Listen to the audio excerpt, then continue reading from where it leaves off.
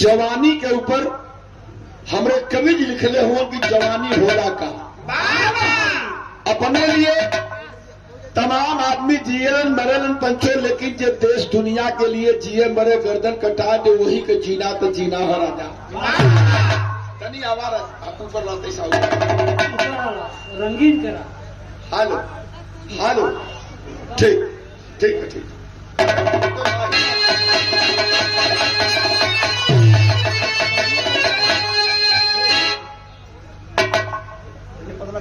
ठीक है ठीक है ठीक है पहलवान, ठीक है पहलवान। अरे तुहार कभी सुना तुहार तो नरमो रही तो चले तुआ ढोलक कान कर देता पहलवान आदमी हुआ मछली हुआ। वाह वाह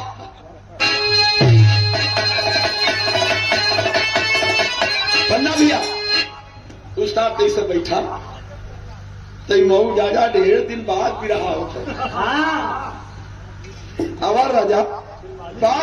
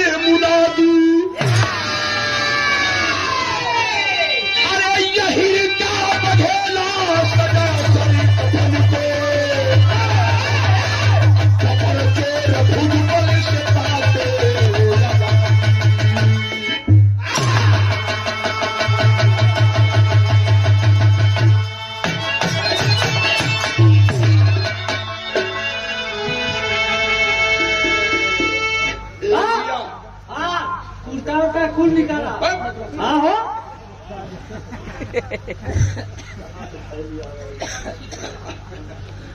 એટલે કઈ ફસાવ સાગીના ને લિયા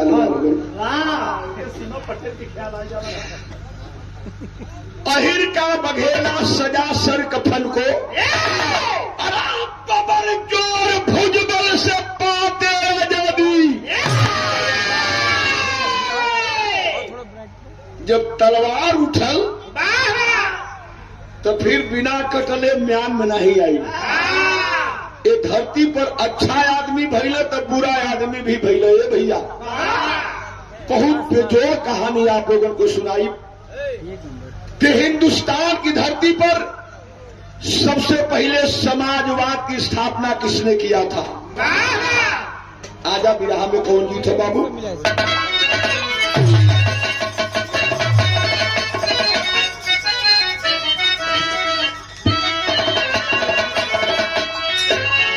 जब राम तो गुरु गावत रहल ना तो तू खाली जंगिया पहिर के घूमत रहल होबा।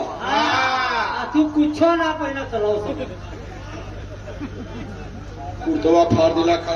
वाह चला दूसर दिया जाइया राज दरबार में कुर्तवा फाड़ दिला। बिना में कवन दर्द है बाबू बन के रही राजा उस्ताद वाली दर्द है।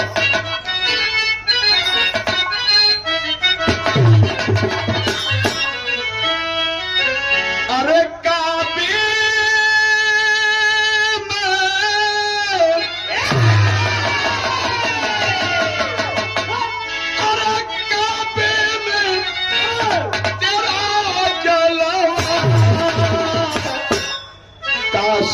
में न जा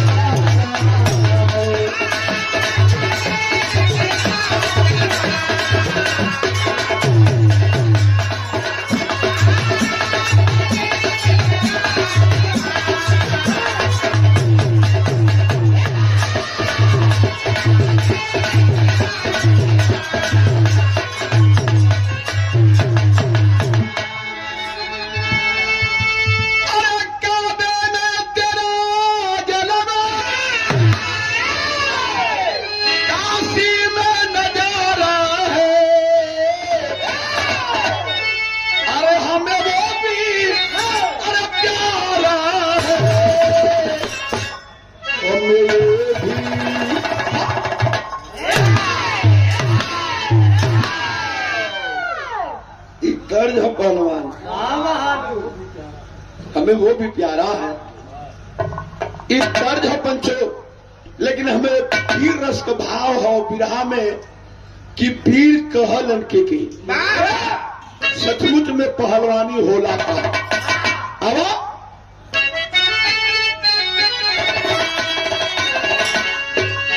अरे इतिहास, अरे इतिहास मन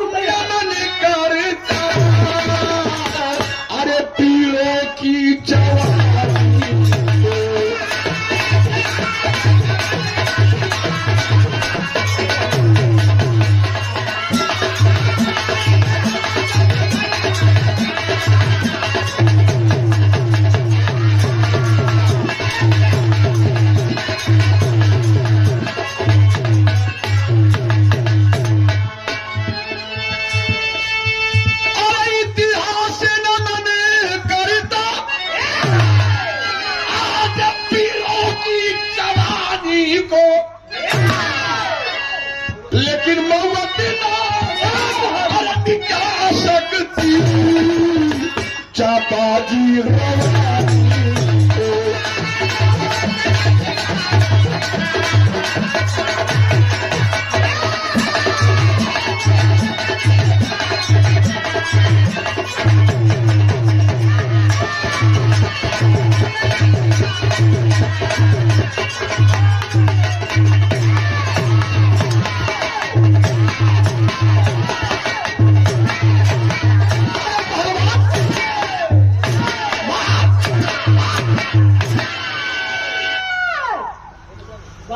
कोठे 5-6 ये 200 रुपए का पुरस्कार बड़े भैया बाबू रामकृष्ण यादव जी। कौन गाँव है बाबू? मटिया से बाबू रामकृष्ण यादव रहे। शानदार 200 रुपया पुरस्कार आपके बहुत बहुत प्रणाम बाबू के। सकल पंच के नमस्कार प्रणाम बा। ए भैया कहला कहाँ का कहानी हो? यही अगोरी का राजा रहल एठे मोला गीत, बड़ा कुकर्मी सरवा रहा। अच्छा तो आप लोग सोचबा कि अगोरी कहाँ हवार? पहले मिर्जापुर में रहल, अब जब मिर्जापुर से सोनभद्र जिला कट के अलग हो गया, अब अगोरी का किला उ क्षेत्र जवन हो अब सोनभद्र में आ गए। इधर से जैबा बनारस से टेंगड़ा मोड़ होते हुए नारायणपुर अहरौरा होते हुए सुकृत मधुपुर के बाद रावटसगंज, रावटगंज के 8 किलोमीटर आगे जैबा तो मारकुंडी पहाड़ी हो। वही मारकुंडी पहाड़िया पर से देखबा तो ऐसे ही नीचवा थोड़ी दूरी पर सोन नदी का किनारा, और सोन नदी के ओ पार आज भी अगोरी का किला टूटल फूटल की स्थिति में हो बाबू। हाँ, छोटा मजे का बढ़हर है किला है। वो किला का राजा के रहा राजा मोलागी, बहुत बड़ा अत्याचारी, बहुत बड़ा कुकर्मी, बहुत बड़ा अन्यायी। अच्छा ओकर कुकर्म का रहल, ओकर ऐलान रहल बाबू, ओकरे नगर में दुल्हन लड़की के बियाह हो तो लड़की जब डोली में बैठ के दुल्हन बन के अपने ससुरे जाए तो डोली पिड़वाए के लेके आवे अपने किला में। वही किला राजा मोलागी जौन रहल आज भी टूटल फूटल की स्थिति में हो। वो दुल्हनी के साथे पहली सुहाग रात राजा मोलागीत मनावे, और जब ओकर मन भर जाए तब कहारन से कहे कि अब दुल्हन के डोली में बैठा के मेरे ससुराल पहुंचाएगा। अब आप लोग ये सोच लो, बहन बिटिया कोई और को, दुल्हन कोई और को, और सरवा इज्जत याबरू उतारे, सुहाग रात मनावे राजा मोलागीत। पूरे नगर में त्राही त्राही मचल हो कि जौने देश का राजा सरवा इतना बड़ा कुकर्मी हुई, पर्चा के ऊपर काबी थी भैया। धीरे धीरे धीरे धीरे धीरे धीरे धीरे धीरे कहानी मोड़ ले था। कहानी बढ़ल हो वाह तैयार है भैया जौहरी सर का नमूना हो। ये अशोक यादव हमार दुलरुआ भाई, छोटे भाई, बिरहा से बड़ा लगाव हो, बाबू का बड़ा प्यार हो।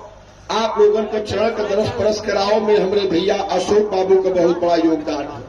वाह 100 रुपया पुरस्कार अशोक बाबू के आशीर्वाद ईश्वर बना के रखे, तभी बन के रही राजा। आवा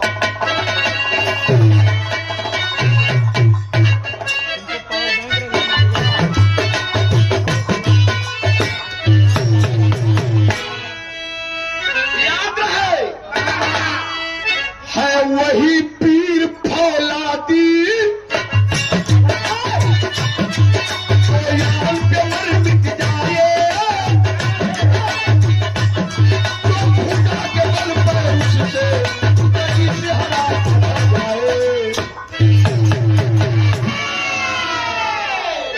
याद रहे एक नगरीय गोरी आला मेरा गीत अन्यायी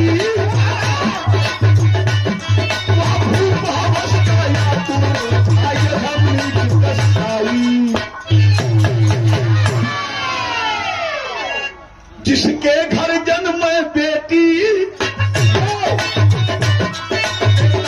भाग बधाई वही का बासी बड़ी शिकाई।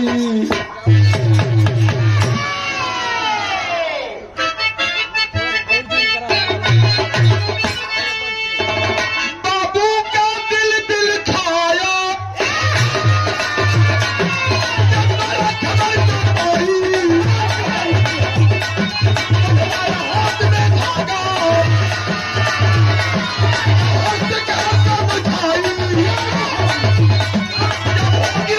की मलिका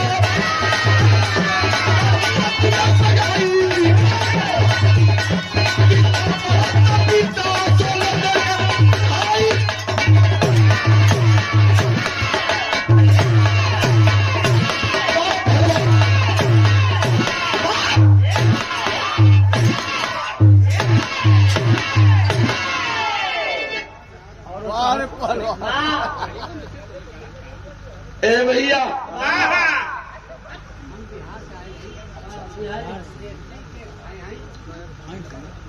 ठीक है।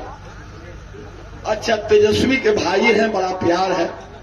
बिहार से भैया हमारे 20 रुपया दिलन भैया के प्रणाम। तनी बात के समझ ला। अच्छा ठीक ठीक ठीक। जय जवान जय किसान जय विज्ञान। आप लोगों के सहारे तो देश चलत है। हाँ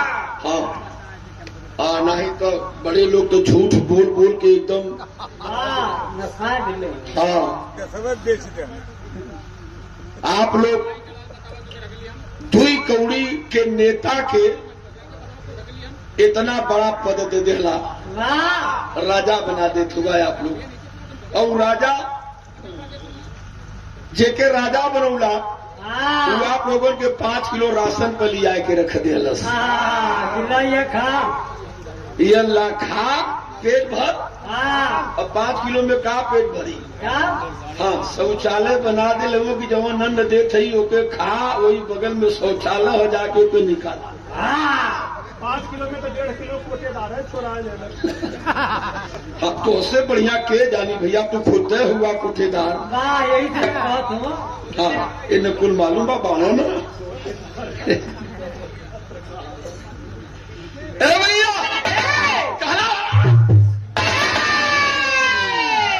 वही अघोरी राज में एक थे माहर नाम का अहिर बिरादरी का हुआ, यादव बिरादरी का बड़ा सीधा साधा आदमी हुआ, बड़ा ईमानदार। नाम है माहर। उनके दुल्हन के बिटिया जन्म लेलस। जब बिटिया पैदा भइल माहर कपार धे के बैठ गई। हे भगवान बेटी काहे दे देला। मन में सोचत हो कि बिटिया हमार सयानी हुई, एक बियाह करब। राजा मोलागीत आई, अब बिटिया को डोली पेड़वा के किला में ले जाके हमरे बिटिया का आबरू उतार ले। बड़ा चिंता में हुआ राजा। माहर। धीरे धीरे समय बीतल भैया। अच्छा, माहर अपने बिटिया का नाम का रखले हुआ मंजरी। के भोजपुरी लोरिकान खंड में भैया बाबूजी आप लोग मझरी कहला। हाँ, मंजरी जब धीरे धीरे 16 बरिस के भई तो इतनी नीक लगे, इतनी नीक लगे कितनी हो जेहर चले लोग कहे कि वाह भाई वाह, भगवान फुर्सत से गढ़ले हुआ। अच्छा, माहर के बिटिया कितनी नीक लगे, बियाह में तर्ज बड़ी अच्छी लगे।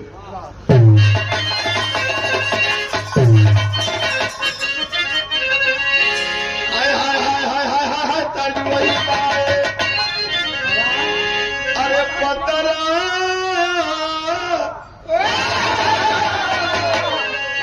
राम जी के, अरे हई पातर कारी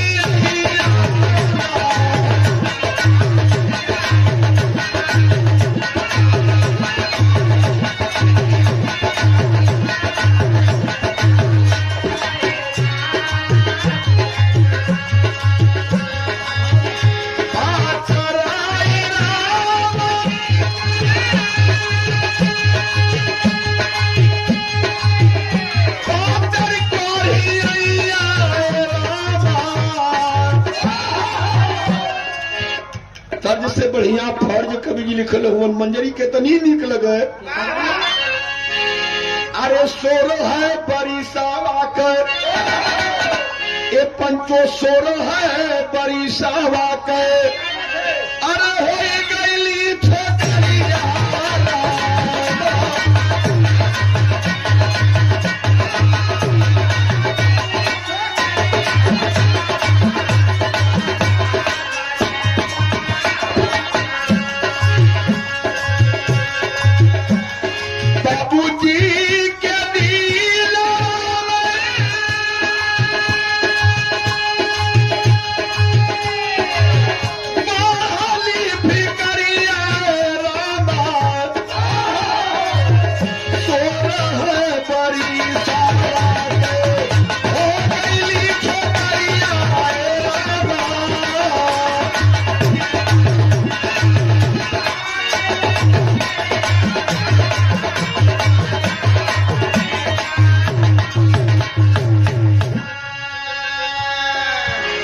नामी गांव आपको है बखुलिया ग्राम सभा से बाबू राजेंद्र यादव शानदार 100 रुपया पुरस्कार राजेंद्र भैया के भाव बहुत प्रणाम, ईश्वर बनाए के रखे। ए भैया बहुत सुंदर मंजरी देखे में लगा था। बाबू फैसला कैलन कि बिटिया के आज नहीं काल बियाह करबे करब। यदि बियाह करब राजा मोला गीत के न्योता देवही की होई, और उस साला आई बिटिया के इज्जत तो लूट ली। तो हे मन कहा करी कि बिटिया के इज्जत बचल रह जाए, हमार पानी बच जाए। बाबूजी मन में सोचलो और पा उतारू हो गई करे बदे का कहला कि चोरी छिपे बढ़िया घर पर देख करके बिटिया का शादी के दे। चोरी से बिटिया चल जाई ससुराल, न रही पास न बाजी।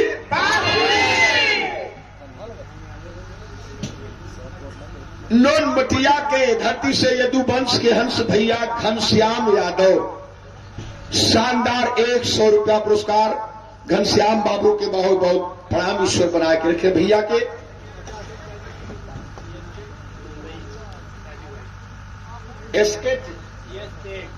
अच्छा, ये स्टेट से परिवार से मुंबई से राजू भाई 251 रुपया पुरस्कार और ये सुंदर माला पहिरा के सम्मान किलन है। राजू बाबू के बहुत बहुत आशीर्वाद, ईश्वर बना के रखे। दूसरा बाबू ऐसा खींचा अमान करना आवा, अरे नहीं लगता। हमारे राजू भाई मुंबई से 251 रुपया भैया के नमस्कार, ईश्वर बना के रखे। ए भैया अच्छा, माहर जवन हुआ चोरी चोरी लड़का खोजे लगलन, लेकिन ये मालिक के मंजूर ना भैल। काहे बदे? जहाँ जाए घर मिले तो बर न मिले, और बर मिले तो घर न मिले। हाँ हाँ हाँ भैया, हाँ भैया, बाबू भैया आप लोग तो हुआ मालिक, घर मिले बर न मिले, बर मिले तो घर न मिले, बहुत परेशान हो गई ना, का करी। एक दिन दरवाजे पर अल अक्सर प्यासल बैठल हुआ, कल बिटिया एक लोटा पानी पिया दे तू मंजरी। ताजा कुआं से खींच के पानी, एक लोटा में पानी और दूसरे हाथे में देसी बर्फी। तो हमन के देसी बर्फी का है ना, भेली गुड़ लेके पहुंचल मंजरी कलेश की, ला बाबू पानी पिला। जब बाप अपने बिटिया का चेहरा दिखला तो आंख में आंसू आ गए, रोवे लगलन कि हमारे बच्ची, हमारे बिटिया का इज्जत खतरे में है। मंजरी कलेश की, बाबू अरे पिताजी इतना दिन हो गए बाबू, इतनी उम्र हो गई हमार, आज तक तुम्हारे आंख में आंसू देखे के ना मिलल। आज बाबू तोरे आंख में आंसू हो, तू रोवत हुआ का बात है? सारी दिल का दर्द बतौला हम माहर कल बिटिया तोरे आबरू बदे रोवत है। हमार रानी बिटिया तू हो, हमरे कलेजे का टुकड़ा हो, तुहार बियाह करत और राजा मोला की ताई तुहार डोली बिड़वाए के ले जाई, अगोरी किला में आबरू लूट ले। मंजरी तू बता बिटिया, जौने बाप का बिटिया का इज्जत राजा साला वो लूट ले, हम समाज में कहा मुंह दिखाई? तोरे आबरू बदे हम चिंता है, यही लिए रोवत है। देखा मंजरी एरू बेरू लड़की ना रहे बाबू। मंजरी कहे बाबू चिंता हटाला काहे बदे, है गौरा पीरों की धरती, है गौरा पीरों की धरती, जो वीर ही पुत्र जन्माती है, जिसके दामन की मिट्टी भी क्रांति की बिगुल बजाती है। मंजरी कहे बाबू कण कण में शहादत की बोली, कण कण में शहादत की बोली, ऐलान उमड़ता ज्वाला से, लोरी खे वही का फौलादी फरियाद करो बिकराला से।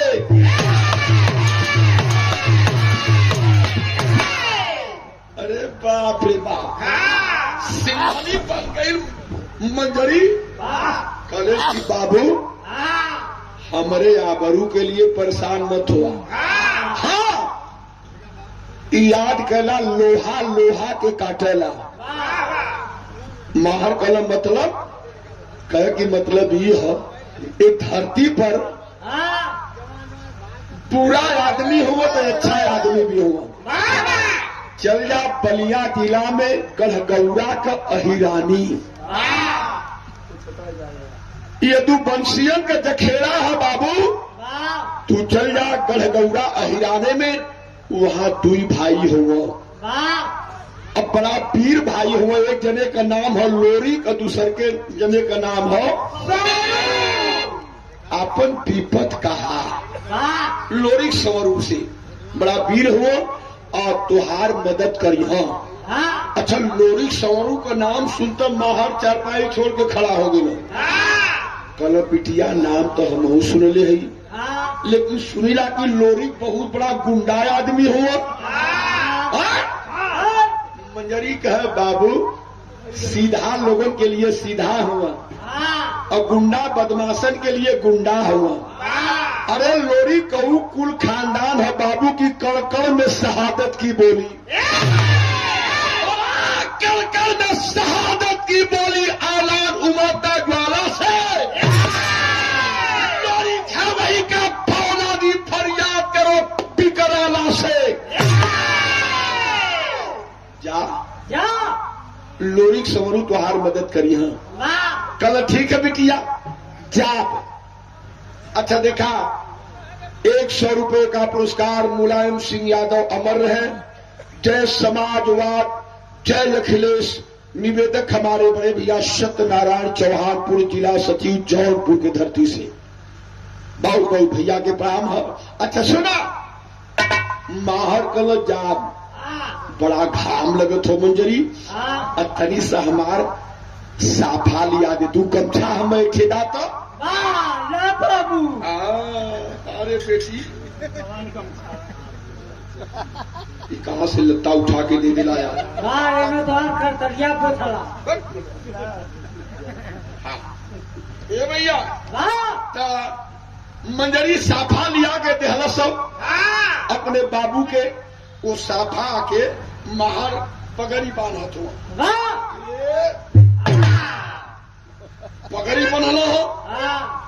अच्छा पहले के मर्द तू साफा रख एक साफा का पगड़ी बांधे दूसरका से जूता पोछल नहीं हाँ हो दूसर का कंधे पर झुला के रखा महार कल मंजरी दूसर का गमछा हमार लिया बिठिया तो वाह लो बाबू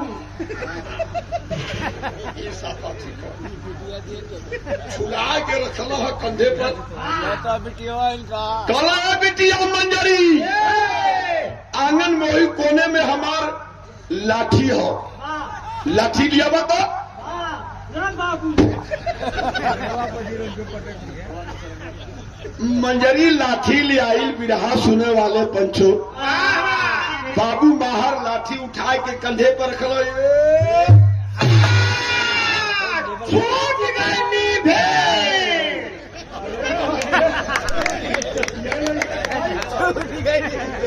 अब यहाँ भेड़ छेड़ का नाम कहाँ ले आ गई बाबू वही सना लगत हुआ अच्छा हमार दुलरुआ भाई हृदय में रहलन और कानपुर भी आपका परिवार रहला कानपुर गैले को बहुत तन मन धन से आप लोग सेवा करलन बाबू चंद्रेश यादव समाजवादी पार्टी विधानसभा अध्यक्ष हमारे छोटे भाई की ओर से शानदार 200 रुपया पुरस्कार भाई के आशीर्वाद बाबूजी के बहुत बहुत प्रणाम राम सबूज यादव जी का बेटा हूँ हमारे भाई हो आशीर्वाद है। अच्छा बाबूजी उसका बाबूजी कंधे पर रखल लाठी और लाठी रखल तब पहले के जमाने में गाड़ी घोड़ा मोटर बस ट्रेन तो कुछ रहल ना खाली बैलगाड़ी रहल तोरा बाबू बाबू नजर नहीं करत ए भैया कंधे पर लाठी रखल और काने में उंगली डाल के देखा ई लोरिकान खंड का बिरहा है तो दुल्हन लोरिकी भी लगा देती काने में उंगली डाल के बाप दादा लोग दाल तलैया में गावे भैया भाई चढ़ावे और बाबू जैसे ही तिखत आलो समय पीछ उछ रहल नहीं डाले डाले बाबूजी चल गए वाह वाह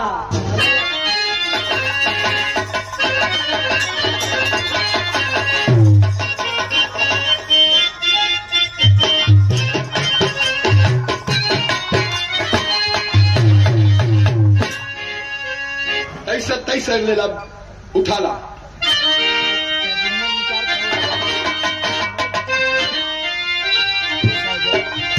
अरे राम राम राम राम राम राम राम राम राम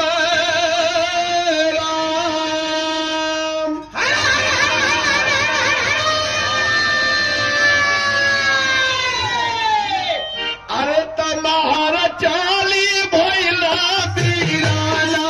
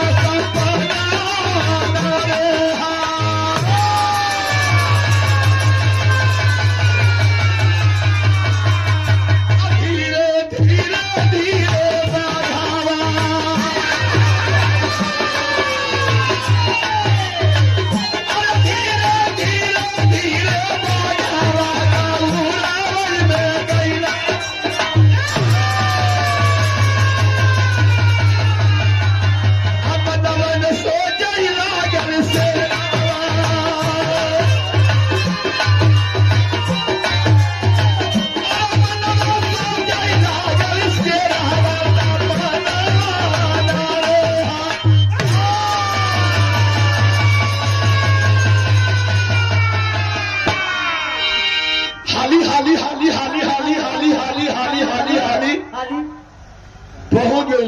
वाह कहा कहाँ गौरा गांव में खाती हिरन का बस्ती। जहां देखा था वहां लोग चारपाई पर मोटा मोटा रान, मोटी मोटी रान, चौड़ी छाती और मोटी मोटी मुसुक, दोनों कान टूटल कटूटा पहलवान ने देखा है। बाबा अच्छा देखा ही भैया यदुवंश के हंस भैया नोनमटिया ग्राम सभा से मुन्ना लाल यादव इन लड़की के भाव पर 100 रुपया दिलन भैया के प्रणाम। हमार बड़का भैया बाबू राजेंद्र यादव यदुवंश के हंस भैया हमार इन लड़की के भाव पर 100 रुपया दिलन भैया के पलकी हमारा। और ये शानदार 200 रुपए का पुरस्कार हमारे धर्म के बाबूजी पूज्य श्री राम समुद्र यादव जी के सुपुत्र हमार दुलार बहुत प्यारा भाई पिता परमेश्वर पार्वती महाकाल महादेव आनंद कंद सच्चिदानंद भगवान भोलेनाथ की कृपा वर्षे बाबू के ऊपर हमारे बाबा ईश्वर बना के रखे। वाह दूसरा बाबू जमा क्यों लेवा याद करा चल रहा याद है धीरे धीरे धीरे बाबुआ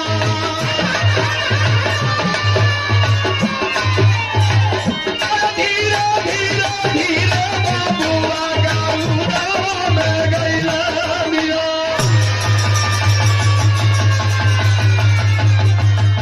अपना में सजैला कैसे आवा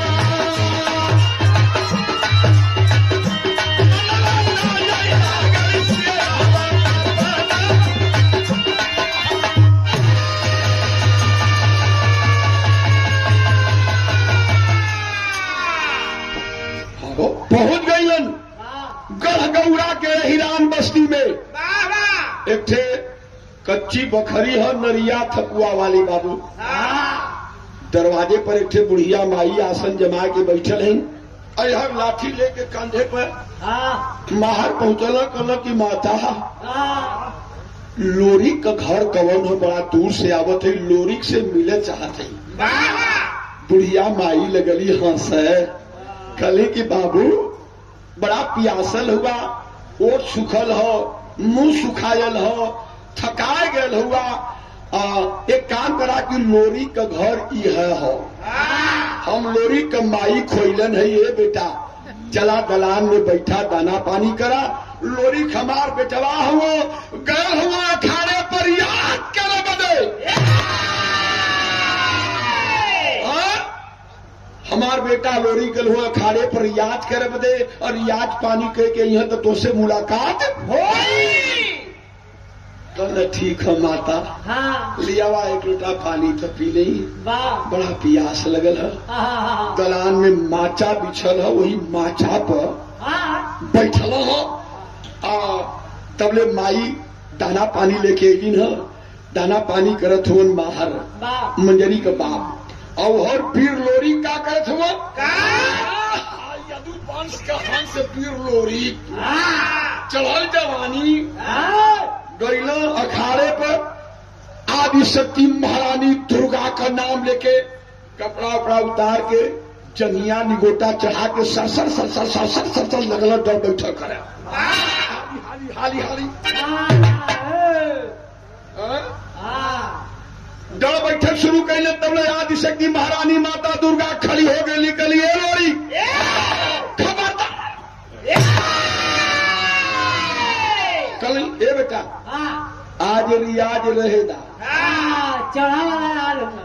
चल जा घरे कल अब तो घरों से आए हम आई कल कि नहीं एक आदमी आयल हो और अपने दिल का बात जौन भी तुझसे कही है वो इनकार मत करिया वो आदमी को कुल बात मान जाया एक को बात इनकार मत करिया जा जा जा कल ठीक है माई जंगिया निगोटा पीर लोरी उतार के छीट वाली लुंगी और भर बाही का गंजी पहिरलन है अधिक कपरी साफा उड़ल अधिक कपरी साफा है आप लोग जाने ला नहीं भैया कैसे ला तो बता दो गिरे न अधिक कपरी साफा पहलवान लोग कैसे उड़ल कैसे कुछ दिन पहलवानी हमहू कैले हिला। हाँ अच्छा मेरी पटकार में वो दे गई बेइज्जती करा दे तो सबका तो 5-6 बेर पटकायल हुआ दंगल में। हम पटकले है कि ना पटकले ई ना कहत हूँ, पटकैले के न याद है। बा यार बारे लुल्लू पहलवान अब कपरी साफा कैसे होला? कैसे? पहलवान लोग जब अखाड़े से लड़ के चलल चला साधु भैया तो आज कपरी साफा ऐसे होला आधे सर पर ऐसे ई जवन है ना ये ऐसे एक ठे लोग होला सफवा के एक यहाँ लिखे नहीं पहलवानी वाला जो जंग है ऐसा ही चलल पहलवान। वाह वाह बहादुर वाह उस्ताद लड़ले भिड़ले वो जानत हुआ क्या हमारे के लड़ौले भी हुआ। वाह गद्दा बनल पॉइंट के मारो तो हर बाबू के ताप लड़ ए भैया बोलो ही चचा ता अब कपरी साफा ओढ़ के वीर लोरी की यदु वंश का हंस चलल हुआ घरे अगर घरे चलल हुआ तो लोरी का रूप का हो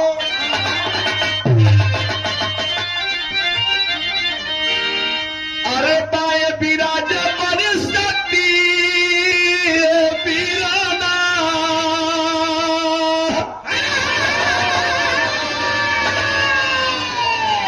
अरे पाए विराज परिस्थितियों दही न विराज दुर्गा दुर्गा बोले लगली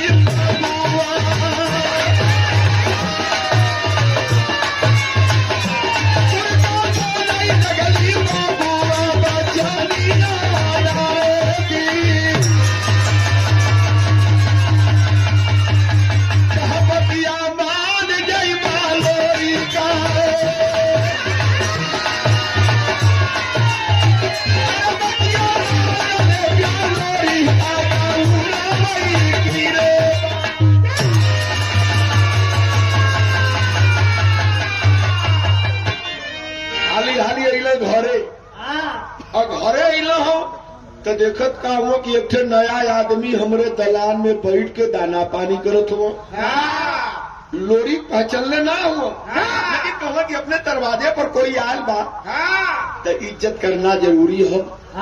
लोरी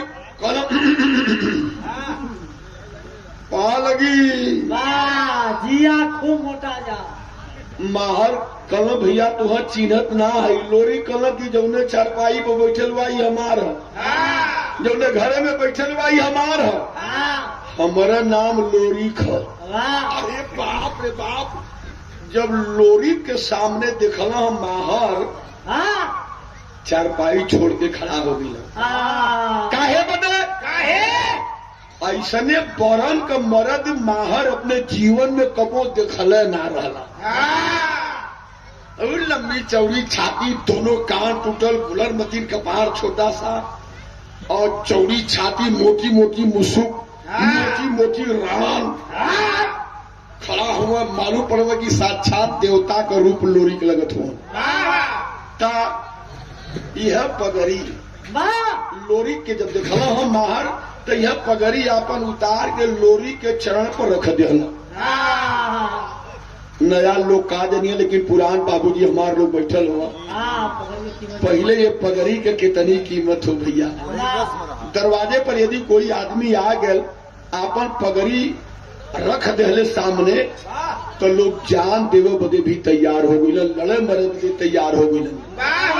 माहर जब लोरी के चरण पर अपन पगड़ी उतार दिला कल की तुहार बिरादर है अगोरी से आई है एक ठे बिटिया हमार हो मंजरी सुंदर हो राजा मोला गीत कसम खैले हो कि जौने दिन बिटिया का बियाह हो या बरू उतार ले हम बुजुर्ग आदमी है राजा मोला गीत राजा बा ए लोरी जौने दिन राजा मोला गीत हमारे बिटिया मंजरी कई जत लूट ले ये लोरी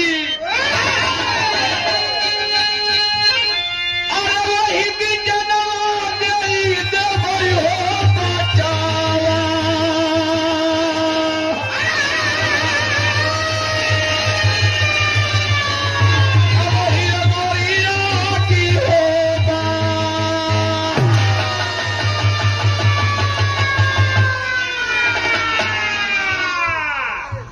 हमरे बिटिया रानी के इज्जत बचाएला हाय हाय यह हमार इच्छा है।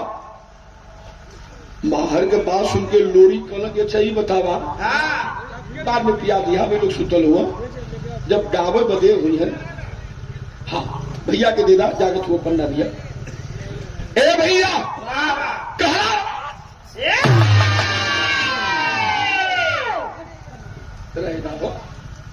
लोरी कहलन ठीक बा तोहरे बिटिया के इज्जत हम बचा देव लड़के लड़ाई करके बूढ़ी काट के तोरे बिटिया का इज्जत बच जाई तो हम का देबा तब माहर को न जौने दिन बिटिया गया बरू बचा लेबा ए लोरी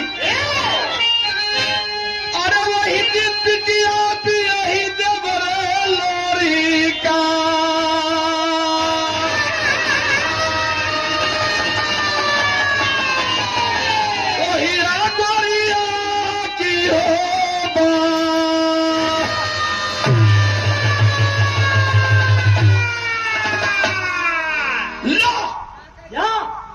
बिटिया के बियाह कह दे तब अब तो चिंगूर के बतिया उतर बिलोरी जब सुनल कि तनी फाक फूक कैले के बाद मेहरारू मिले वाली है पहला मेहरारू मिले वाली है तो लोरी कहना अच्छा ठीक कहत हुआ बोला बारात कहिया लेके आई 3 बार रखा गया फलाने तारीख के तू बड़ा सुना नीचे उतर के लेके जब बंद होला तब रहेगा जबरी मौत पियावा लोग खाना खेलो खाना खेले के बाद चाय कहाँ निकल गला इतना बढ़िया पकवान बाबूजी। ए भैया कल बात बिगड़ जाई 3 बार रखा गया कल फलाने तारीख के बारात लेके लोरी कल जा बरतियन के सेवा सत्कार के सामान लहावा जुटावा बारात फलाने दिन लेके आई। अच्छा माहर चल जाला 10 कदम गईला तब वापस आ गईला लोरी कल अब का ले वहीला ए भैया बाबू अब का ले वहीला अब की भाव में देखा माहर के थोड़ा गर्मी हो माहर कहलन कि लोरी बारात लेके यहाँ जरूर लेकिन बुढ़वन के मत लेके आया बीड़ी पिया के ना कि एक बार खैले के बाद रात भर में 17 बेर गैस छोड़ी गैस छोड़े वालन के मत ले आया पट्ठा लोगन के लिए आया लड़वैयन के लेके आया काहे बने कि तलवार चलावे के हुई मंजरी के सहजे में बियाह ना हुई तलवार बाजी हुई। अच्छा वो तो हर गई पीर लोरी के लगल बारात साजे पीर लोरी का बारात कैसे चलल है पट्टे दा बाबू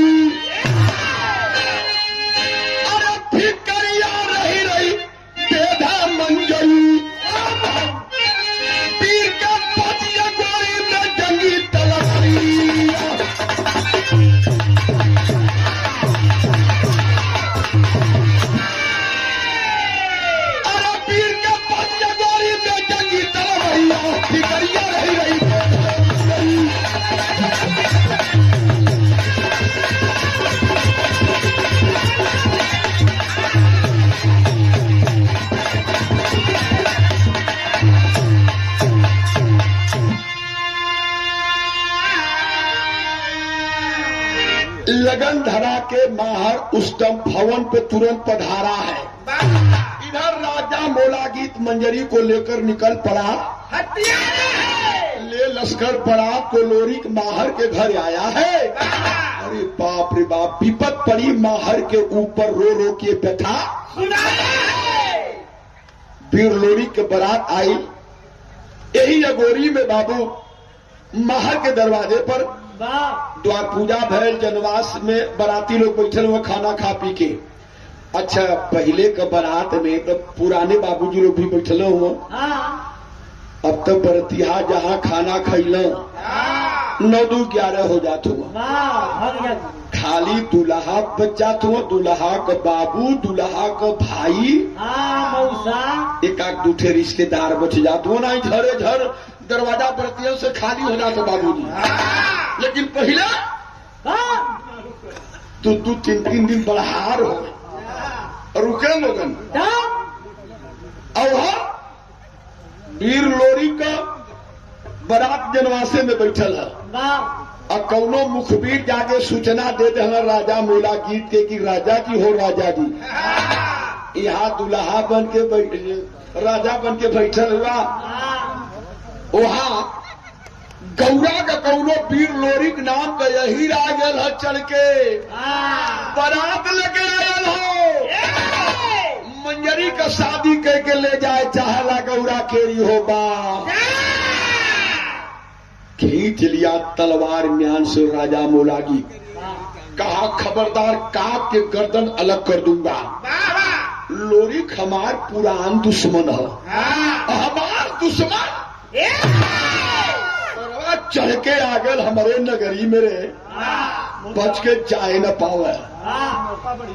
मौका बढ़िया हो, सेना लेके पहुंचल, माहर का घरवा घेरवा लेलस। घरवा घेरौले के बाद पहुंचल अंगने में जहां मंजरी दुल्हन के रूप में बैठल हो, नौनिया लेके बैठल हो मंजरी की। राजा मोला जी पहुंचल, मंजरी का कलाई धैल हलस। 12 राजा मोला की 12 मंजरी। वाह ठीक है। हाँ मंजरी, मंजरी का कलाई धर के खींचे लगा। नौवा देखल कलेश करे, बाप रे बाप। नौवा कलेश की दुहाई सरकार का, ये मंजरी का शादी वीर लोरिक से होने वाली हो, के कहाँ लेके जात हुआ। नौवा का बात सुन के राजा मोला की रतवा वह नहीं कर सकता, ज्यादा चलाना। एक लात मरलस। नौवा 3 कलैया फेसरे से मारे तो गहू मारे। राजा मोला की कह साले काट के गर्दन अलग कर दूंगा। हर मंजरी के डोली में बैठा के राजा मोला की और हर पीर लोरी के जब ये पता चलल कि राजा मोलागित हमारे होए वाले दुल्हन मंजरी के लेके चल गए, 12 यदु वंश का हंस वीर लोरी अंग अंग फड़के लगल। वीर लोरी का कहना सरवा भैया के जेते भौजी रान न हुई, पल के रहते कबो बैरी का बात न सहल जाई। अपने पहलवानन के टोली लेकर के वीर लोरी कुदलन है राजा मोलागित से भिड़े बदी। तर्ज बड़ी स्पेशल है मास्टर।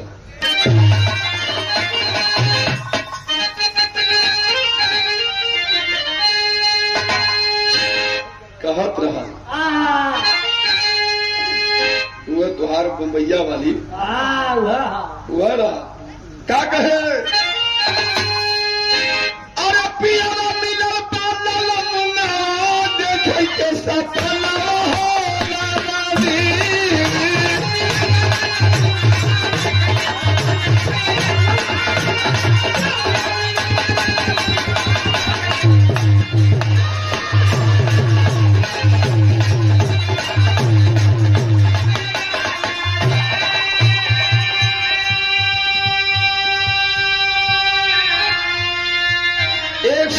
पुरस्कार हमारे दुलरुआ भाई हृदय में रहे वाले सामाजिक संघर्षों के साथी बाबू अशोक यादव आपकी ओर से मालिक बना के रखे शुभहीन के प्राण। लेकिन बाह बाह बारे वीर लोरी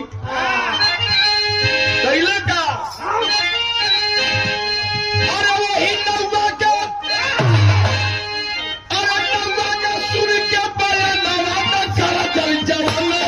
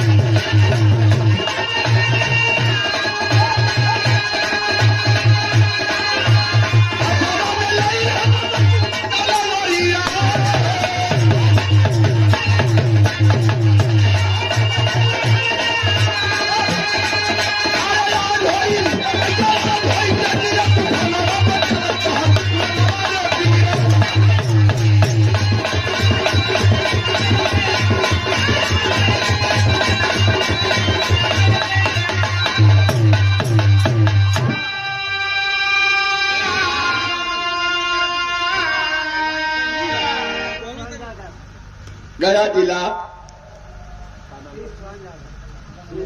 अच्छा सोहन यादव, गया जिला बिहार के ऐतिहासिक धरती से भैया की बहुत बहुत नमस्कार प्रणाम। ए भैया 20 रुपया दिलन भैया, चल दिलन।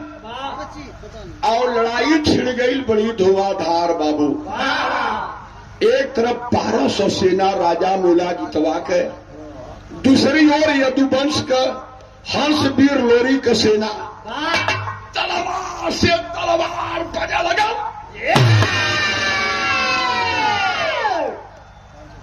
कौन है ऐसा शख्स जो छेड़ दे दिलेर को? कभी कुत्ते भी काट लेते हैं गर्दिश में शेर को।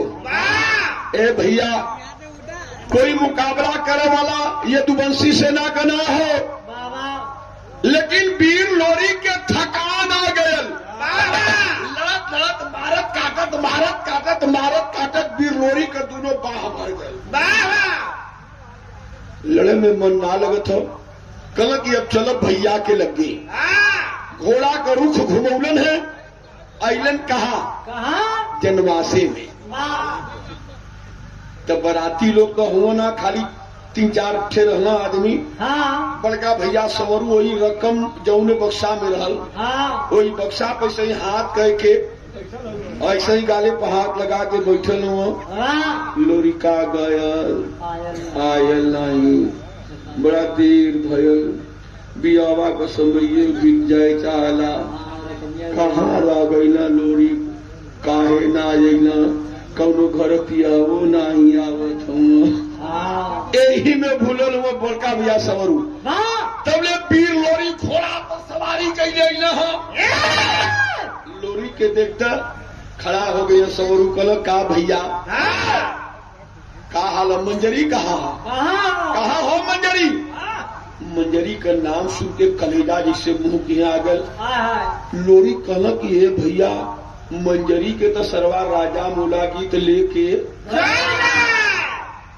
गरमा गई ना बड़का भैया सवरू। कल कहो मर्दबा इतना बड़ा वीर, इतना बड़ा नाम तोहरा रहते तोहरे हो वाली मेहरारू का उठा के ले गल। तू का करत रहला? कल बहुत लड़ली भैया, लेकिन बड़ी सेना लेके सरवाया रहल। तब भैया सवरू कहत हुआ थाना मरलन है। ललकार करके बड़का भैया लोरी से कहलन है, सुन लायक लाइन है, बिहार में तर्ज बड़ी स्पेशल है। नुनमतिया से बाबू घनश्याम यादव आपकी ओर से शानदार 200 रुपया पुरस्कार घनश्याम भैया के प्रणाम हो। उपस्थित सब भैया लोगों के नमस्कार प्रणाम। कहलन मर्दबा तुहार जंग जवानी तो पीठा बेकार है। कहलन है कहा स्पेशल तर्ज है। हमारे धर्म के पिताजी बंबई में भी आपका कारोबार, बहुत बड़े आदमी है बाबू मानिक राज यादव जी, जिनके दरवाजे पर इतने लोगों का जमावड़ा हुआ, कई हजार हित मित्र रिश्तेदार अलन, उनके परिवार, उनके घर के चिराग हमारे बाबू की ओर से 500 रुपया पुरस्कार दिलन है। बाबू के बहुत बहुत प्रणाम, सकल पंच के नमस्कार प्रणाम। बात बिगड़ गई, एक तर्ज के मेहरारू गावेली। तू कहाँ गावत हुआ? तर्ज पुराण हो, पुराण, लेकिन पुराण कुछ ऐसा चीज है जो बहुत मजा दिला साहब। जैसे पुरान खाना, पुरान गाना, पुरान चाउर मिल जाए, पुरान गुड़ मिल जाए, पुरान दारू मिल जाए, पुरान मेहरारू मिल जाए। पुराने मेहरारू तो हर बाबू नहीं हो, घर की शोभा है, लड़की के बतावा नहीं। जा भैंस चरावत एक बाबू लाई बुढ़ैया में कभी कभी हम जाई तो बड़ा मौजी आदमी रहना। ए भैया पुराण का मतलब बहुत ज्यादा नईकी लोगन पर विश्वास करवाना। साहब तो जानत हुए इनके दीवानी कोर्ट कचहरी में बड़ा मुकदमा आवत हुई।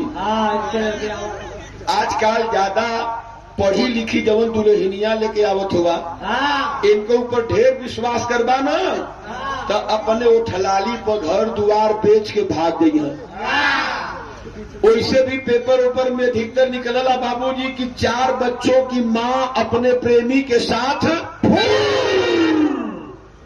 ला भाग गई। चेचल लड़कन का मतारी भाग जाते। हाँ एक थे हमारे गौवा में अब्दुल भैया हमने गांव में नहीं और आगे नहीं तेरा गंगा में नफी जैसा कतैया खूब जमा मिले मौका मिल गया सोचा लगला। अब्दुल भैया बेलवरिया एक गांव हो हमार तो चांदमारी दानूपुर पड़ेला बेलवरिया में ता अब्दुल भाई हुआ उनकर एक पतो बड़ी खूबसूरत रहा।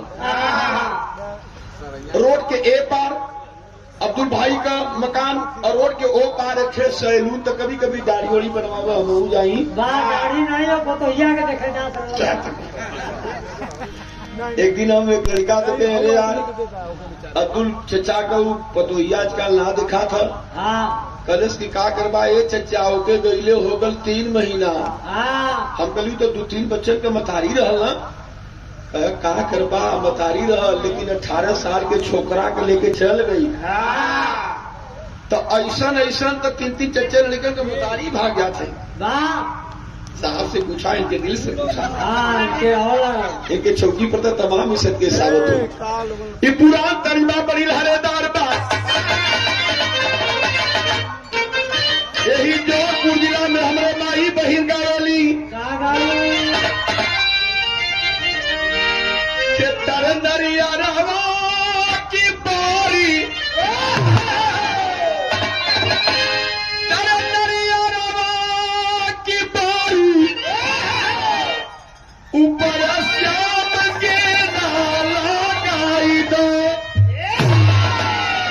यही तरीके भदोही जिला में जई बात 3 तोड़ में मेहरारू गावेली के पीसा ननद गोइया ननद जी का भैया दूसरा कोई पीसा न पाए।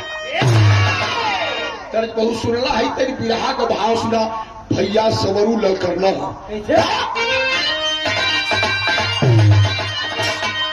के भैया से बोले बीरबानी अरे भैया से बोले बीरबानी अरे लुटाई गइल से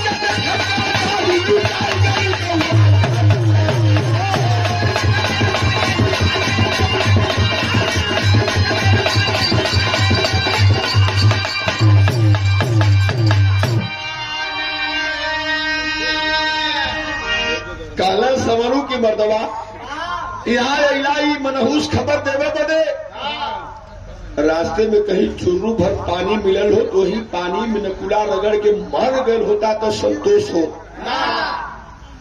यदि लड़के मर गल होता तो संतोष हो जात। तोहरे होए वाली दुल्हन के उठा लेकर सरवार राजा बोला गीत और तू यहाँ मुंह दिखावेला हाथ जोड़ के खड़ा भइला लोरी कहला भैया तू खाली चला खाली तू चला तू ना रहला यही लिए लड़े में मन ना लगत रहा तू चला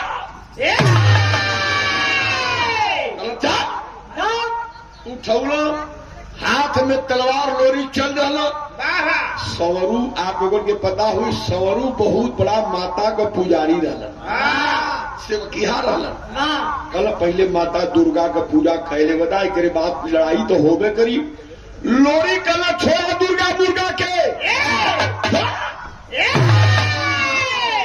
ललकारत हुआ अपने बल से ही लड़ाई जीत के तुह दिखाई दुर्गा के छोड़ा। दुर्गा माई के मुर्गा बना के छोड़ दिया दोनों जनी और चल रहा लड़े बदे राजा मोला गीत से। तेवर वीर भाव में आजा।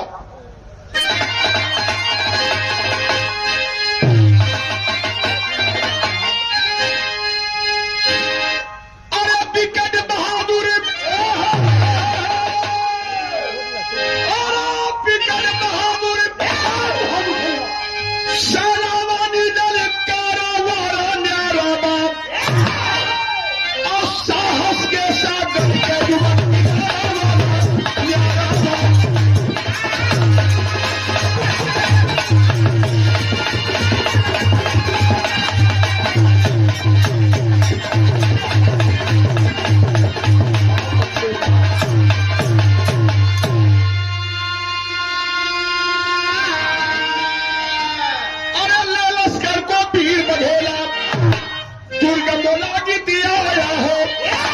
हाथी करीना चतुरंगी सेना को भूप सजाया हो। एक तरफ 1200 सेना और दूसरी ओर यदुवंश कहन सही है दोनों भाई और थोड़ी सा अपन फौज लेके और कटकट नर मुंड की रहे धरती पर। दुश्मन परेशान हो गए। राजा मोला की वही अगोरी किला के छत पर से टुकुर टुकुर निहारत हो। कुछ सैनिकों को बुलाया, कहा अरे जवाना, लोरी के कपारे पर खून सवार है, लोरी के सामने मत जाओ नहीं मारे जाओगे। हाँ बड़का भैया संवरू वह दिखा खड़ा हुआ उन्हें पकड़ के लिया। धोखा हो गए बाबू लोगन, भैया संवरू के साथे धोखा हो गए बाबू। भैया संवरू के साथे धोखा हो गए। गईले हो 8-10 सैनिक राजा मोलागीत का भैया संवरू के पकड़ के उल्टी मुसुक बांध के वही अगोरी के किला के आंगन में खे स्टूल वही स्टूल पर लिया के चौचक खड़ा करा दिया। दोनों हाथ बांधल हो, स्टूल पर खड़ा हुआ।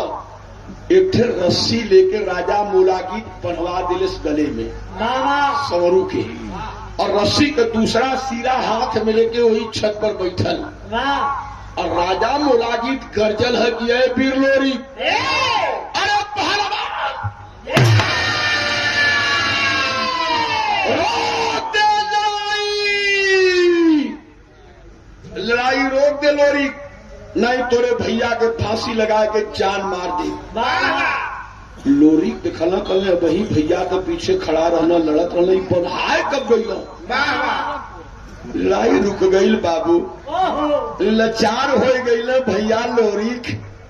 और राजा मोलागीत कलश की लोरी के करे बदे लड़त हुआ।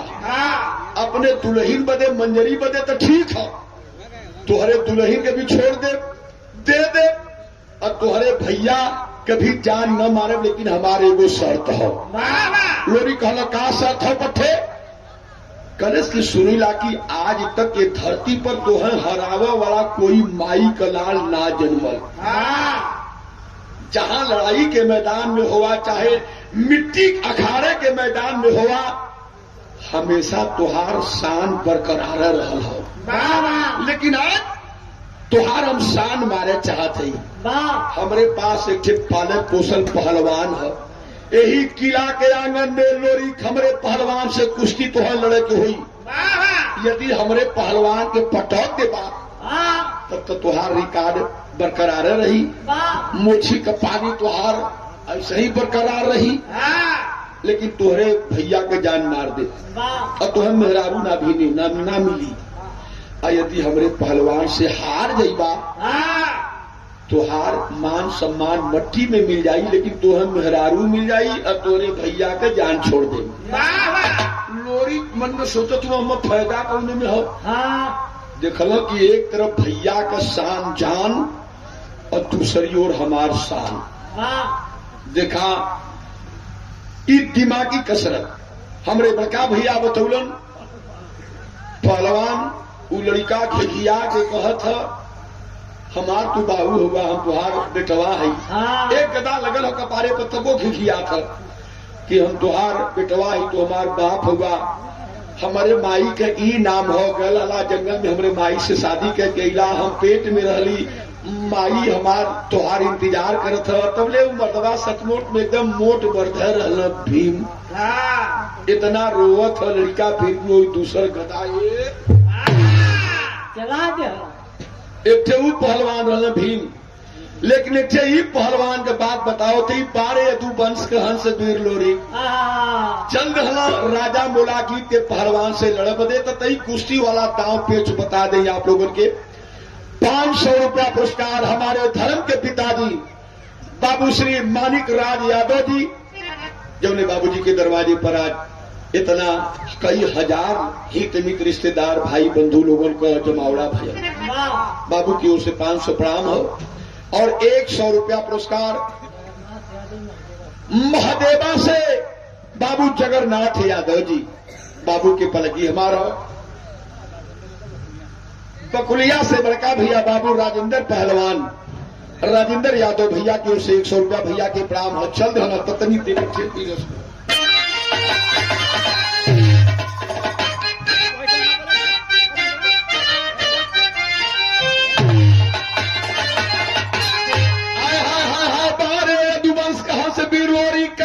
वही किला के आंगन में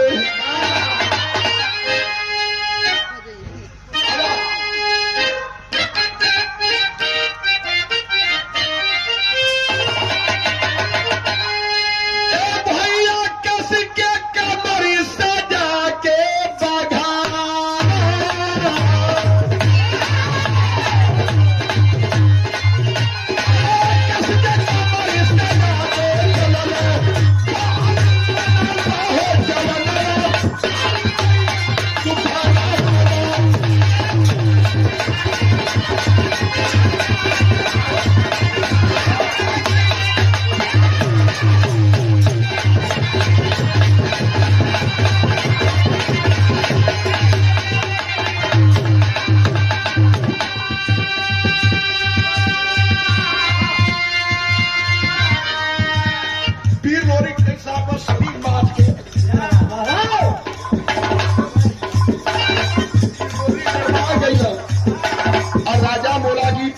पहलवान सामने आए, कल आप बच्चे हाथ से हाथ मिलाओ तो जैसे भैंसा टूटे वैसे एक दूसरे पर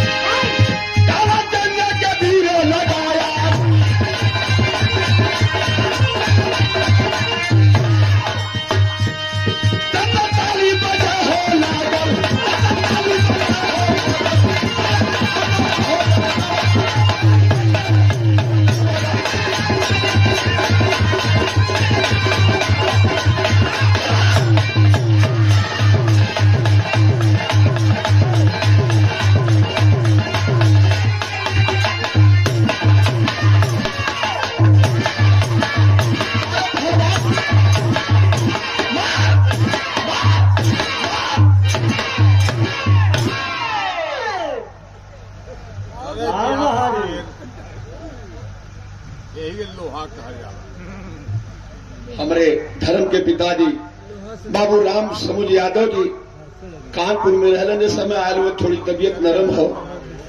बाबू की ओर से 100 रुपया बाबू के प्रणाम। चंद्रेश बाबू के बहुत बहुत आशीर्वाद है, ईश्वर बना के रखे बाबू के। हमारे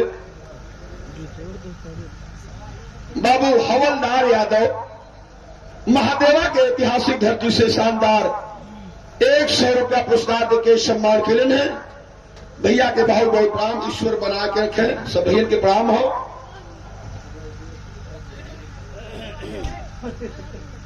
रामोद गुरु का परम शिष्य बाबूजी श्री इनरदेव खलीफा बेबी लोरी के काला जंग घुमा के मरल चारों खाना चल गई ना छाती पर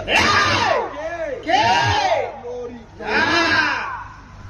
चढ़ गई ना छाती पर। कल बोल पट्टे अब कम दाम लगी। बोल दान लगेगा।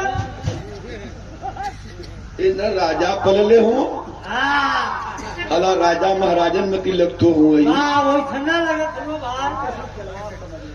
हाँ भैया चढ़ गई ना छाती पर। हाथ जोड़ के कलेश की मारे तो गऊ मारा लोरी बाबू हम तो परजा हैला। राजा के हुक्म के दलितर है मत मारा मर जा। कल ठीक है। तबले गर्जल बाबू वही किला के छत पर से राजा मोला गीत कलेश की अरे लोरी शर्तलाल पटक दे बा तो सम्मान बढ़ जाई तुहार, लेकिन तुहरे भैया के जान मार दे और तुहार दुल्हन भी ना दे।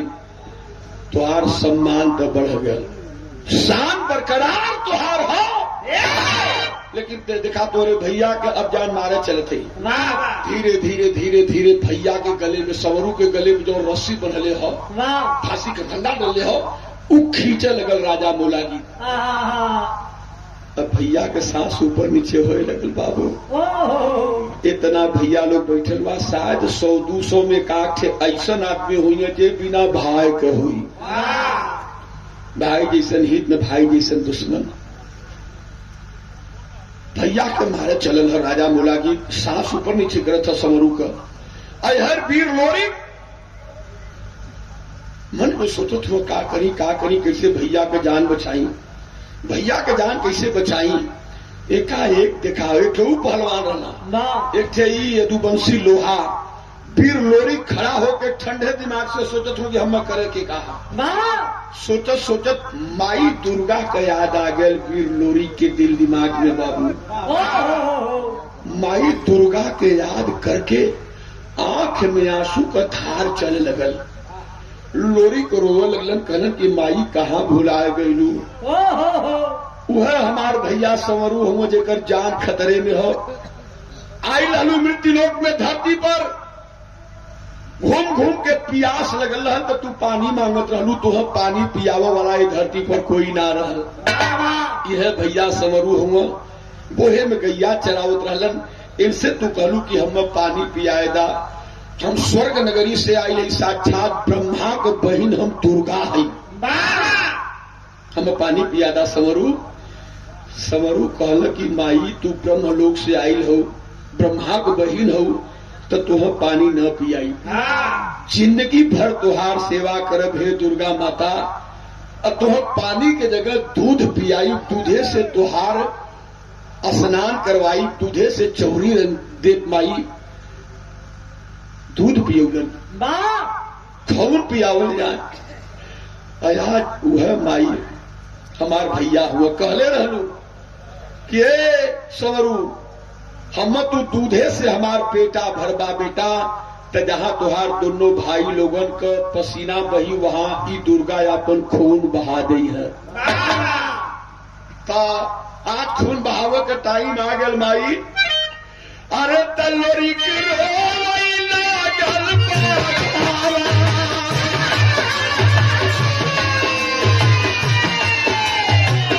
अरे लोरी के रोवैला गल बाबुआ, ओहिया गोहिया गिरेबा।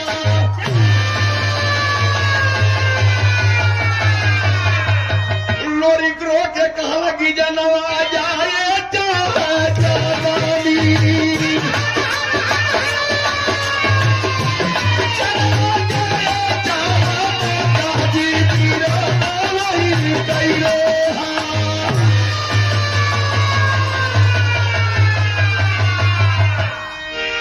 माई जल्दी आवा, यदि तू ना आएबू तो कुछ हो ही ना माई।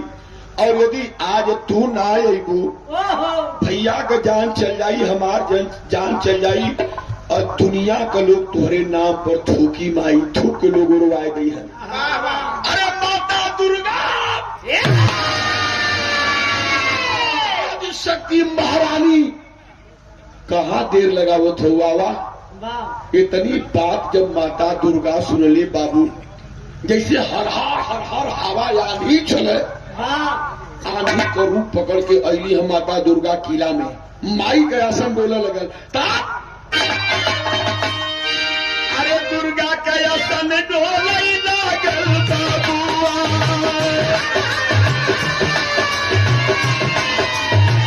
अरे दुर्गा चली भई बाबुआ या गोरी रही की रे बाप।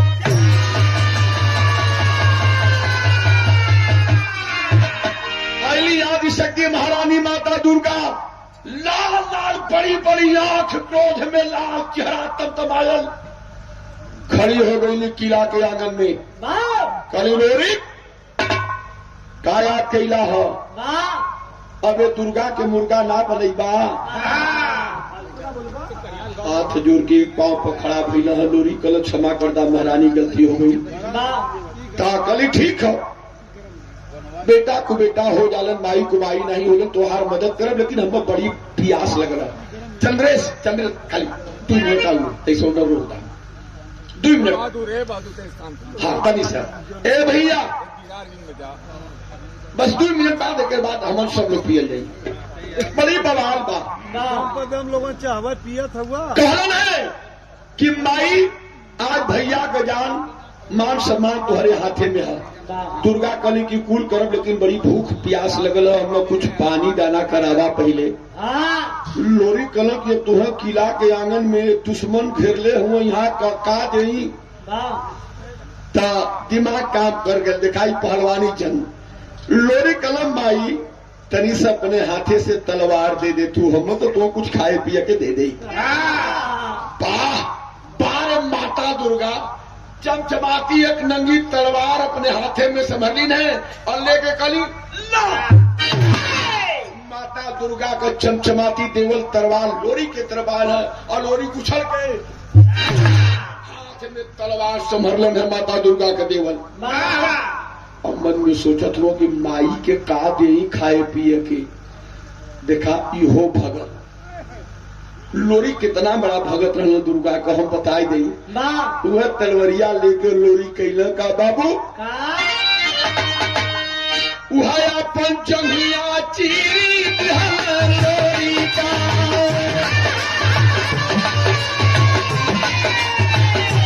जंगिया चीरी दिहल दिहला गुरु हीरो के।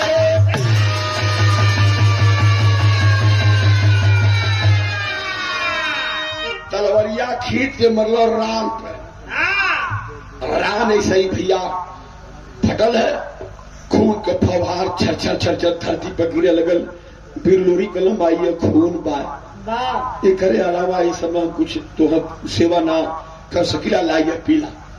माता दुर्गा पहुंचली ना, अधूरी लगाए को 2 घूट फिर लोरी का खून पियली हाँ।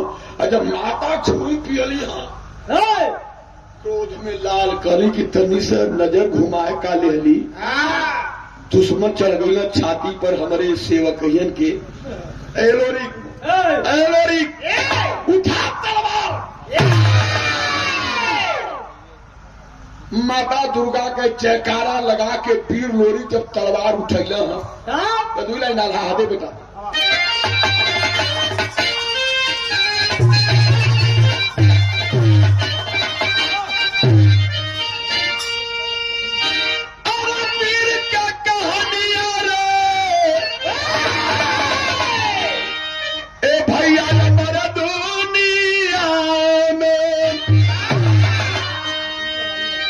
पीड़ता से वीर कहो जाल पही जा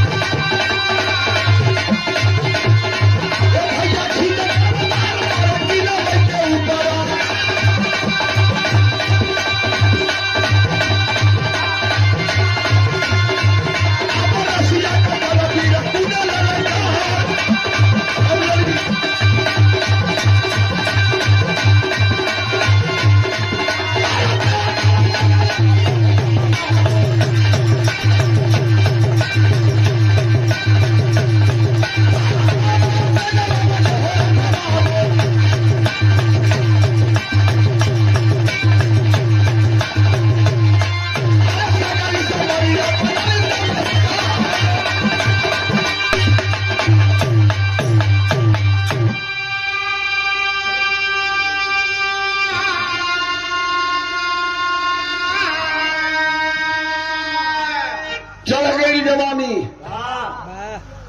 लोरी फांसी के जो फंदा बनले रह लोग के कटलन है, भैया का हाथ छोड़लन है। लोरिक सवरू वही किला के आंगन में एक दूसरे के पांव हमें उठाई के रोवत हुआ। माई दुर्गा कलियो रे अरे ई दोनों भाई रोवत हुआ। माई दुर्गा कलियो लोरी सवरू ई रोआई बंद करा, अब वही लड़े के कलहा माई लड़ब। माता आदि शक्ति दुर्गा के देवल लगी तलवार लोरिक और सवरू के हाथे में है। साक्षात माई दुर्गा लोरी के ही दाहिनी भुजा पर नाच के बैठली है। और जब नाच के बैठली है, एक राजा मोलागी के सेना, दूसरी ओर यदुवंशी सेना। वही सोनभद्र सोन नदी के किनारे अगोरी किला के अगल बगल छिड़ गई लड़ाई। कैसा लड़ाई रहा?